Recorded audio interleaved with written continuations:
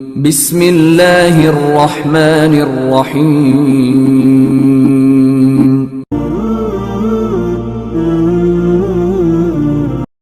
آپ حضرات کے سامنے خلاصہ مخصوص آیات کا بیان کیا جائے گا۔ 29واں پارہ شروع ہوتا ہے بسم اللہ الرحمن الرحیم تبارک الذی بیدہ الملک وہو علی کل شیء قدیر۔ سورہ ملک کے ذریعے سے 29واں پارہ شروع ہو رہا ہے۔ سورہ ملک کی بہت ساری فضیلتیں ہیں۔ احادیث میں آتا ہے کہ جو انسان روزانہ سونے سے پہلے سورہ ملک کی تلاوت کرتا ہے اور اس کے ساتھ سورہ سجدہ، الف لام سجدہ، یہ 2 سورتیں پڑھتا ہے تو یہ 2 سورتیں انسان کو عذاب کے قبر سے بچاتی ہیں۔ سورہ ملک کے متعلق کتابوں میں لکھا ہے کہ جب اس کو پابندی سے پڑھنے والا کوئی مرتا ہے اسے قبر میں ڈال دیا جاتا ہے اور عذاب کے فرشتے جب آتے ہیں تو یہ سورت پرندے کی شکل اختیار کر لیتی ہے اور میت پر پورا اپنے پروں کو بچھا دیتی ہے اور کہتی ہے کہ یا اللہ یہ روزانہ میری تلاوت کیا کرتا تھا، یا اللہ اسے عذاب سے بچا لے۔ اگر تجھے عذاب دینا ہے تو سب سے پہلے مجھے اپنی کتاب سے مٹھا دیں، اس کے بعد میں اس کو عذاب دیں، یہاں تک کہ اس انسان کی مغفرت کرائے بغیر یہ سورت چھوڑتی نہیں ہے۔ اس لیے نبی پاک صلی اللہ علیہ وسلم کا فرمان میرا دل چاہتا ہے میرے ہر امتیوں کے دل میں یہ سورت ہو، اور بھی اس کے بہت سارے فضائل ہیں۔ تو اللہ تبارک و تعالیٰ نے اپنی قدرت بیان کی ہے کہ تمام ملکیت اللہ تبارک و تعالیٰ کے قبضے قدرت میں ہے اور وہ ہر چیز پر قادر ہے، کوئی چیز اس سے چھپی ہوئی نہیں ہے۔ آگے اللہ فرماتے ہیں الذی خلق الموت والحیات لیبلوکم ایکم احسن عملا۔ جانتے بھی ہو ہم نے زندگی کیوں دی ہے؟ زندگی اور موت اس لیے ہے تاکہ ہم دیکھیں کون اچھے کام کرتا ہے، کون اللہ کو راضی کرتا ہے، کون اللہ کو ناراض کرتا ہے۔ تو زندگی یہ دیکھنے کے لیے ہے کہ انسان کیا کرتا ہے اور کیسے کام کرتا ہے۔ موت اس کا جزا دینے کے لیے، بدلہ دینے کے لیے۔ جس نے اچھا کام کیا اللہ تبارک و تعالیٰ قیامت کے دن بلکہ مرنے ہی کے بعد سے اسے اچھا صلہ دیں گے، اور جس نے اللہ کو ناراض کیا تو اللہ تبارک و تعالیٰ اس کی پکڑ فرمائیں گے۔ اس کے بعد اسی پارے کے اندر سورہ قلم بھی ہے، قلم کے متعلق ہے، کتابوں میں لکھا ہے کہ یہ سب سے پہلی مخلوق ہے جس کو اللہ نے بنایا۔ قلم بنانے کے بعد میں اللہ نے کہا ہے قلم لکھو، قلم نے کہا ہے اللہ کیا لکھوں؟ اللہ نے فرمایا قیامت تک کے انسانوں کی تقدیریں لکھو، جو ہونا ہے وہ تمام چیزیں لکھ دی گئیں۔ تو سب سے پہلے مخلوق اس اعتبار سے اللہ نے قلم کو بنایا ہے، اسی لیے اس کی تعظیم بھی کی گئی کہ قلم کی تعظیم کی جائے کیونکہ وہی علم حاصل کرنے کا ذریعہ ہے۔ اس کے بعد پھر سورہ حاقہ ہے۔ اللہ تبارک و تعالیٰ نے سارے پارے کے اندر زیادہ تر قیامت کے تذکروں کو کیا ہے، اس کی ہولناکیوں سے انسان کو ڈرایا ہے۔ سورہ حاقہ کے اندر قوم سمود، قوم عاد کا تذکرہ ہے۔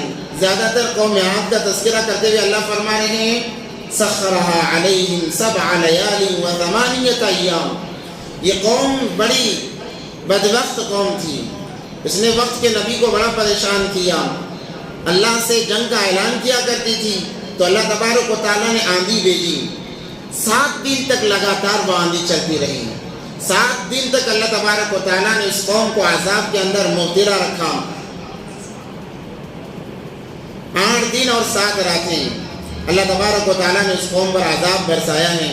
اور اس کے بعد میں کہا اگر یہ واقعات اسی لیے ہیں کہ آنے والے لوگ ان کو پڑھ کر اپنے آپ کو ان گناہوں سے بچائے رکھیں، اور ایک قاعدہ بنا دیا کہ جب پہلی قوموں والے حالات آئیں گے عذابات بھی ویسے ہی آئیں گے۔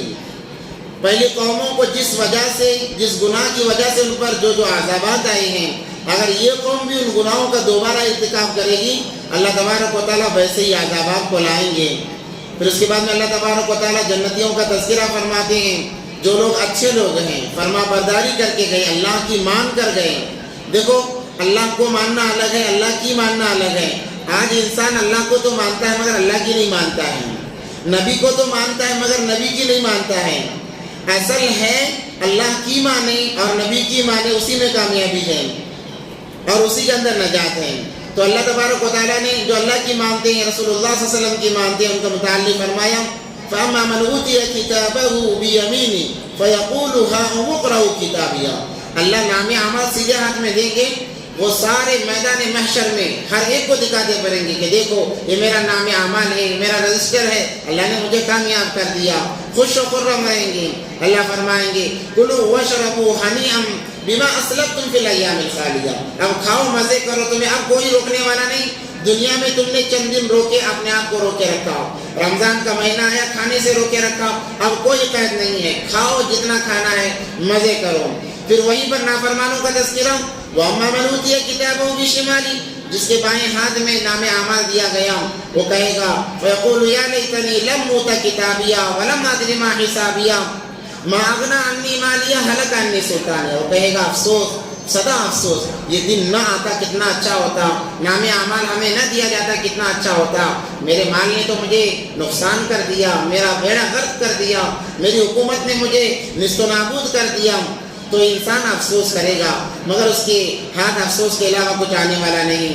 پھر سورہ نوح کا تذکرہ کرتے ہوئے نوح کی قوم کا اللہ تبارک و تعالیٰ تذکرہ کرتے ہیں، 950 سال حضرت نوح علیہ السلام نے دعوت دی قوم کو، ان کے سامنے 3 پیڑیاں گزر گئی اس قوم کی، مگر ہر پیڑی اس سے زیادہ تکلیف پہنچا دی حضرت نوح علیہ السلام کو۔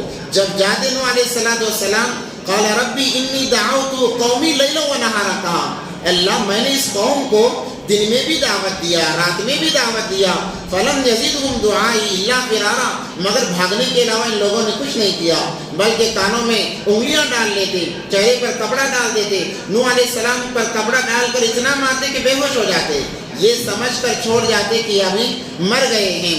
پھر جب انہیں ہوش آتا تو اپنے آپ کو سنبھالتے۔ اس کے بعد جب زیادتی بڑھ گئی، نوح علیہ السلام نے کہا قال نوح ربی لا تذر علی الارض من الکافرین دیارا، یا اللہ ان کمبختوں میں سے کسی کو نہ چھوڑنا، ایک بھی غیر کو نہ چھوڑ، یا اللہ تمام کو ختم کر دیں۔ تو اللہ کی طرف سے ظاہر سی بات ہے کہ عذاب آیا۔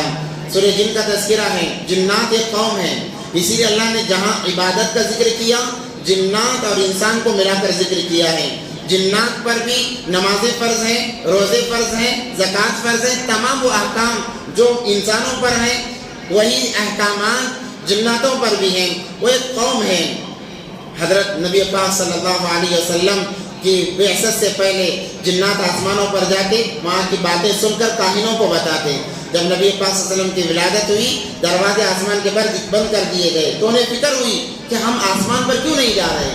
وہ جب جاتے انہیں آگ کے انگارے پھینک دیے جاتے تو وہ چیختے ہوئے زمین پر آ جاتے۔ تو انہوں نے مشرق سے مغرب کا سفر کیا، نبی پاک صلی اللہ علیہ وسلم کو قرآن کی تلاوت کرتے ہوئے دیکھا، تو نبی پاک صلی اللہ علیہ وسلم کے پاس جا کر انہوں نے سنا، یہ سورہ جن تھا۔ سننے کے بعد انہوں نے ایمان قبول کیا اور اس کے بعد اپنی قوم میں انہوں نے دعوت چلائی، جس کی وجہ سے کافی جنات ایمان میں داخل ہو گئے۔ اس کے بعد سورہ مزمل ہے، یہ نزول کے اعتبار سے دوسری سورت ہے، اور سورہ مدثر یہ نزول کے اعتبار سے تیسری سورت ہے۔ سورہ مزمل کے اندر بھی اللہ تبارک و تعالیٰ نے احکامات کو بیان کیے ہیں۔ البتہ سورہ مدثر کے اندر 6 صفات کا تذکرہ کیا کہ 6 صفات کو داعی کو اپنانا چاہیے۔ داعی جب تک 6 صفات نہیں اپناتا وہ دعوت کا کام نہیں کر سکتا، یعنی اللہ کے دین کی طرف جو بھی بلانے والے ہیں ان صفات کو اپنانا بہت ضروری ہے۔ یا ایھا المدثر قم فانذر، رات کا جاگنا، کھڑا ہونا، رات میں اللہ کی عبادت کرنا، وَرَبَّكَ فَكَبِّرْ، ہمیشہ اللہ کی بڑائی بیان کرنا، وَثِيَابَكَ فَطَهِّرْ، اپنے کپڑوں کو پاک کرنا۔ مفسرین فرماتے ہیں دل کے اندرونی اعتبار سے پاک کرنا، وَالرُّجْزَ فَاهْجُرْ، بتوں کی نفرت دل میں لانا، وَلَا تَمْنُنْ تَسْتَكْثِرْ وَلِرَبِّكَ فَاصْبِرْ، اور صبر کے ساتھ زندگی گزارنا۔ جو انسان ان چیزوں کو اپنا لیتا ہے اللہ تبارک و تعالیٰ اسے داعی کے اعلیٰ فہرست میں رکھتے ہیں، اور اسے اللہ تبارک و تعالیٰ خوب کام لیتے ہیں۔ اللہ سے دعا ہے کہ اللہ تبارک و تعالیٰ ہم تمام کو ان باتوں پر عمل کی توفیق عطا فرمائے۔ وآخر دعوانا الحمد للہ رب العالمین۔